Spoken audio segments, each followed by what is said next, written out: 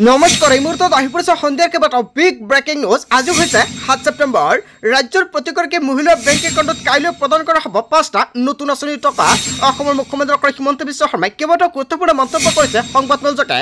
অৰুণোদয়ৰ প্ৰতিজন হিতাধিকাৰীৰ একাউণ্টত ১২৫০ টকাৰ পৰিৱৰ্তে প্ৰদান কৰা হ'ব ১৫০০ টকা। ১৭ ছেপ্টেম্বৰত প্ৰতিগৰাকী অৰুণোদয়ৰ হিতাধিকাৰীৰ একাউণ্টত এই টকা প্ৰদান কৰিব। লগতে আত্মীয়গোটৰ মহিলাৰ একাউণ্টত ১০০০০ টকা নোপোৱা প্ৰতিগৰাকী মহিলাৰ বাবে ভাল খবৰ দিলে, কিয়নো আকৌ চৰকাৰে ১০০০০ টকা প্ৰদান কৰিব। লগতে ৰেচন কাৰ্ড থাকিলে প্ৰতিগৰাকী মহিলাই কৰিব লাগিব ই-KYC। যদি আপোনাৰ ৰেচন কাৰ্ড নাই, আপুনি নতুনকৈ কৰিব পাৰিব আবেদন। লগতে লাখ লাখ দুখীয়াই লাভ কৰিব চৰকাৰী ঘৰৰ প্ৰথম কিস্তিৰ ধনৰাশি।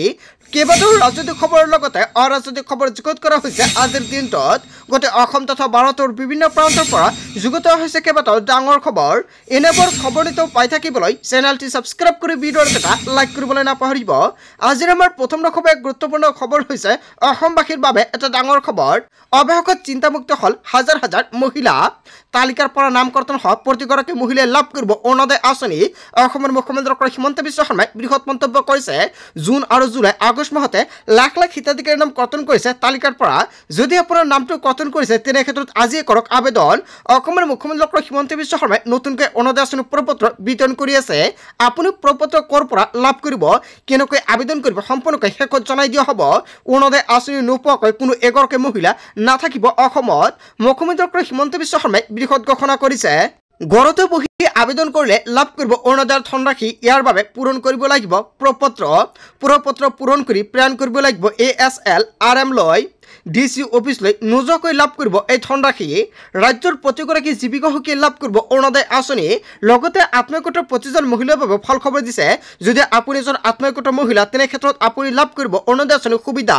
ইয়াৰ বাবে যাব নালাগে DC অফিচলৈ। হয় বন্ধু-বান্ধৱীসকল, DC অফিচলৈ নোযোৱাকৈ লাভ কৰিব প্ৰপত্ৰ পোনপটীয়াকৈ লাভ কৰিব এই অৰুণোদয় আঁচনিৰ ১২৫০ টকাকৈ।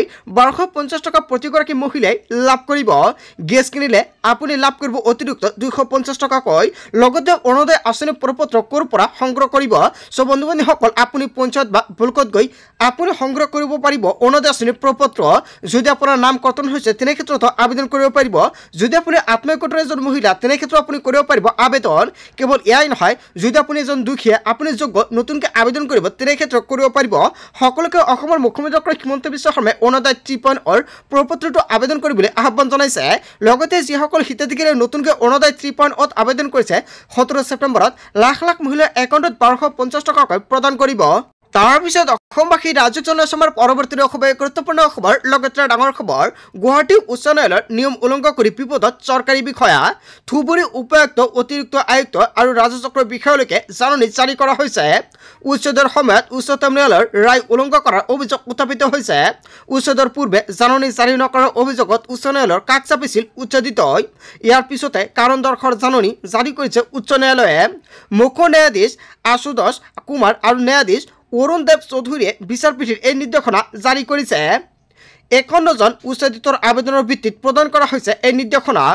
২০২৪ চনৰ ২৭ জুনত উচ্চ ন্যায়ালয়ৰ বিচাৰপীঠে নিৰ্ধাৰণ কৰা জাননী বিষয়াসকলে ইচ্ছাকৃতভাৱে কৰিছিল উলংঘা আৰু তাৰ বাবে এই জাননী জাৰি কৰা হৈছে। হয় বন্ধু-বান্ধৱীসকল, এটা বিগ আপডেট আহি পৰিছে।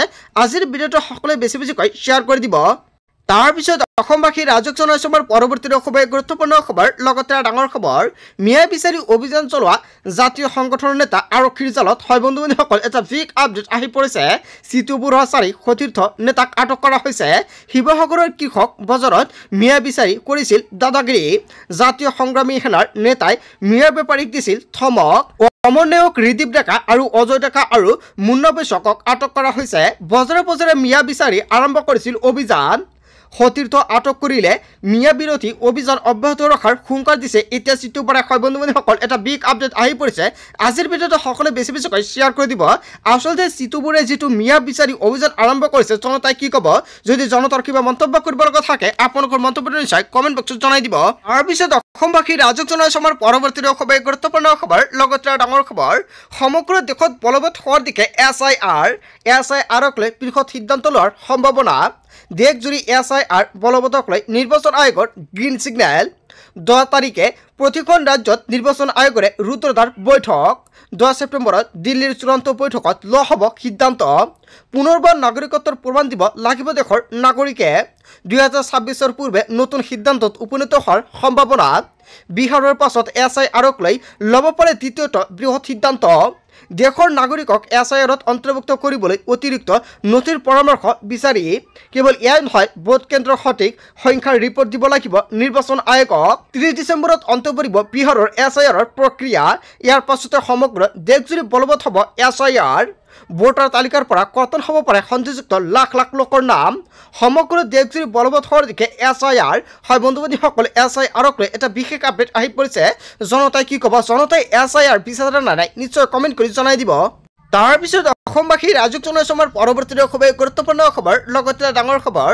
দেশজুৰি অচল হৈ পৰিছে SBIৰ সেৱা SBIৰ কোটি কোটি গ্ৰাহকৰ বাবে পেমেণ্টত ব্যাপক সমস্যা হয় বন্ধুবান্ধৱীসকল আপোনাৰ SBIৰ বেংক একাউণ্ট আছে নেকি যদি আছে এতিয়া আপুনি পেমেণ্ট কৰিব পাৰিছে নে নাই কমেণ্ট কৰি জনাই দিব কিয়নো নিশাৰ পৰা UPI আৰু ইয়নৰ ব্যৱহাৰত বাধাৰ সন্মুখীন হৈছে জনতাই নিশা 2 বজাৰ পৰা অচল হৈ পৰিছে অনলাইন সেৱা সাময়িকভাৱে অচল হৈ পৰিছে IMPS আৰু ইণ্টাৰনেট বেংকিং আৰু RTGS হয় বন্ধুবান্ধৱীসকল গ্ৰাহকৰ সুবিধাৰ্থে ATM ব্যৱহাৰ কৰিবলৈ আহ্বান জনাইছে SBIৰ তৰফৰ পৰা দেশজুৰি অচল হৈ পৰিছে SBIৰ সেৱা বন্ধুবান্ধৱীসকল আপুনি যদি SBIৰ সেৱাৰ পৰা বঞ্চিত হৈছে নিশ্চয় কমেণ্ট কৰি জনাই দিব তাৰপিছত অসমবাসী ৰাজুক জনাইছো আমাৰ পৰৱৰ্তী খুবেই গুৰুত্বপূৰ্ণ খবৰ লগতে ডাঙৰ খবৰ হাইস্কুল বিল পাইকানৰ উচ্চততে পাব নেকি ন্যায় ইয়াক লৈ এটা ডাঙৰ খবৰ আহি পৰিছে উচ্চ চলোৱা DCSP ভিডিঅ' অভিযন্তা আৰু DFO বিদ্যুৎ বিভাগৰ অভিযন্তাক তন্নতন্নকৈ প্ৰশ্ন কৰা হৈছে চৰকাৰী বিষয়া বিভাগীয় বিষয়া কৰ্মচাৰী থাকোতে কেনেকৈ বেদখল কৰিছিল চৰকাৰী মাটি এনেকুৱাকৈ কেইবাটাও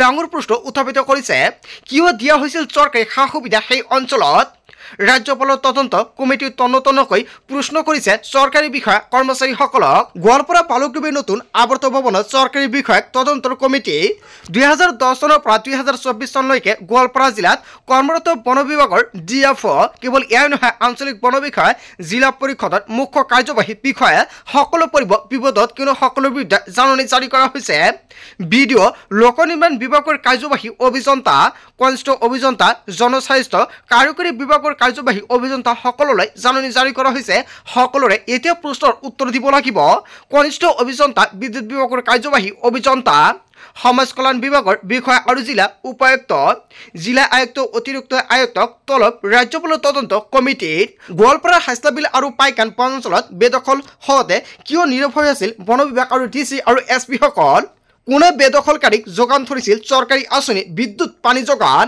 উচ্ছেদৰ সময়ে সময়ে দায়ী হ'ব সেই সকল লোকেও উচ্ছেদৰ পিছতে এতিয়া আৰম্ভ হৈছে আইনী প্ৰক্ৰিয়া হাইস্কুল বিল পাইকানৰ উচ্ছেদতে পাব নেকি ন্যায় হয় বন্ধুবান্ধৱীসকল ইয়াক লৈ এটা ডাঙৰ খবৰ আহি পৰিছে ইয়াৰ বিষয়ে জনতাই কি ক'ব যদি জনতাৰ কিবা মন্তব্য কৰিব লগা থাকে আপোনালোকৰ মন্তব্যটো নিশ্চয় কমেণ্ট কৰি জনাই দিব তাৰপিছত অসমবাসী ৰাজুক জনাইছো আমাৰ পৰৱৰ্তী খুবেই গুৰুত্বপূৰ্ণ খবৰ লগতে ডাঙৰ খবৰ সলনি হ'ব বিনামূলীয়া চাউল সংগ্ৰহৰ পদ্ধতি 1 অক্টোবৰৰ পৰা সলনি হ'ব ৰেচন লোৱাৰ নতুন নিয়ম চাউল ল'ব যাওঁতে খেলিমেলি পালে দিব পাৰিব অভিযোগ 1800345360 দিয়ক আপুনি অভিযোগ সম্পূৰ্ণ নতুন পদ্ধতিৰে ল'ব লাগিব ৰেচন চাউলৰ লগতে প্ৰতিগৰাকী হিতাধিকাৰী পাব চেনি দাইল আৰু নিমখ মোৰ 4বিধ সামগ্ৰী লাভ কৰিব ৰেচন কাৰ্ডৰ গৰাকীয়ে বজাৰৰ দৰতকৈ কম দামতে লাভ কৰিব ৰেচন প্ৰতি কেজি চেনি লাভ কৰিব মাত্ৰ 38 টকাত প্ৰতি কেজি মচুৰ দাইল লাভ কৰিব 69 টকাত প্ৰতি কেজি নিমখ লাভ কৰিব 10 টকাত কেৱল ইমানে নহয় 700 টকাত লাভ কৰিব ৰন্ধন গেছৰ চিলিণ্ডাৰ যদি আপোনাৰ উজ্জ্বলা গেছ কানেকশ্যন আছে তেনে ক্ষেত্ৰত 250 টকাতে লাভ কৰিব চিলিণ্ডাৰ ৰেচন সংগ্ৰহৰ সময়ত বাধ্যতামূলক দিব লাগিব ফিংগাৰপ্ৰিণ্ট দিহে আপুনি ৰেচন লওক অন্যথা আপুনি পৰিব পাৰে বিপদত তাৰপিছত অসমবাসী ৰাজুক জনাইছো আমাৰ পৰৱৰ্তী খুবেই গুৰুত্বপূৰ্ণ খবৰ লগতে ডাঙৰ খবৰ অসমত সম্পূৰ্ণ সুৰক্ষিত থাকিব হিন্দু বাঙালী লোকসকল নৰেন্দ্ৰ মোদী হিমন্ত বিশ্ব শৰ্মা ৰঞ্জিত দাস সকলোকে হিন্দু বাঙালীক কোনেও একো কৰিব নোৱাৰে হয় বন্ধুবান্ধৱীসকল পিতাৰন্ত বাদেই দিয়ক গাৰ নোম এডাল লৰাব নোৱাৰে এনেকুৱাকৈ মন্ত্ৰী ৰঞ্জিত কুমাৰ দাসে সংবাদমেলযোগে বৃহৎ মন্তব্য কৰিছে 2024 চনৰ 31 ডিচেম্বৰৰ পূৰ্বে অহা সকল লোকক দিয়া হ'ব সুৰক্ষা বিজেপি চৰকাৰত সকলোকে হিন্দু বাঙালীক কোনেও কৰিব নোৱাৰে হাৰাশাস্তি ডি ভোটাৰক লৈ মন্ত্ৰী ৰঞ্জিত কুমাৰ দাসে আজিৰ দিনটোত বৃহৎ মন্তব্য কৰিছে তাৰ পিছত অসমবাসী ৰাজক জনাইছে আমাৰ পৰৱৰ্তী খবৰ গুৰুত্বপূৰ্ণ খবৰ লগতে ডাঙৰ খবৰ পুনৰ জনতাৰ মূৰত মাথমাৰ হয় বন্ধু বান্ধৱীসকল আকাশলংঘী হ'ল গাখীৰ কণী আৰু পনীৰৰ মূল্য আজিৰ পৰা 1 কেজি পনীৰ হৈছে 600 টকা হয় বন্ধু বান্ধৱীসকল এতিয়াৰ পৰা আপুনি পনীৰ ক্ৰয় কৰিব লাগিব 600 টকাত দুগুণ বৃদ্ধি হ'ল গাখীৰৰ মূল্য কেৱল এয়াই নহয় সীতাজখলৰ পেকেট এতিয়া 80 টকাৰ পৰা ক্ৰয় কৰিব লাগিব জনতাই প্ৰতি প্লেট কণী এতিয়াৰ পৰা ক্ৰয় কৰিব লাগিব 250 টকাত দুগ্ধজাত সামগ্ৰী আৰু কণীৰ জুই যায় দাম হল বজাৰত হয় বন্ধু বান্ধৱীসকল কেৱল এয়াই নহয় আৰু কি মূল্যৰ দাম বৃদ্ধি পাইছে নিশ্চয় আপুনি কমেণ্ট কৰি জনাই দিব যদি জানে তাৰ পিছত অসমবাসী ৰাজক জনাইছে আমাৰ পৰৱৰ্তী খবৰ গুৰুত্বপূৰ্ণ খবৰ লগতে ডাঙৰ খবৰ আহি গ'ল পঞ্চায়তৰ সদস্যসকলৰ বাবে কঠোৰ নিৰ্দেশনা ৰাজ্যৰ কামত কৰিব নোৱাৰিব 1 টকাৰ লেনদেন অফিচৰ কামত আনিব নোৱাৰিব পত্নী বা স্বামীক সদস্য পত্নীৰ সৈতে পঞ্চায়তৰ অফিচত বহি থাকিব নোৱাৰিব স্বামী ৰাজ্যৰ কামত কৰিব নোৱাৰিব 1 টকাৰ লেনদেন সদস্যৰ বাহিৰৰ পৰিয়ালৰ কোনো লোক থাকিব নোৱাৰিব পঞ্চায়তৰ অফিচত জনতাৰ কাম সদস্যই নিজে কৰি দিব লাগিব পৰিয়ালৰ কোনো লোকে কৰিব নোৱাৰিব হস্তক্ষেপ সকলো পঞ্চায়তৰ সদস্যলৈ জৰুৰী নিৰ্দেশনা